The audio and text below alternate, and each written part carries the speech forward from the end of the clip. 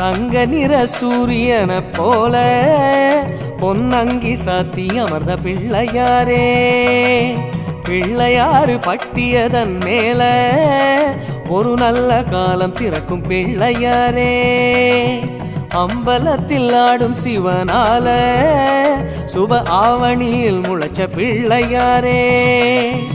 ஆடி போய் ஆவணி வந்தாலே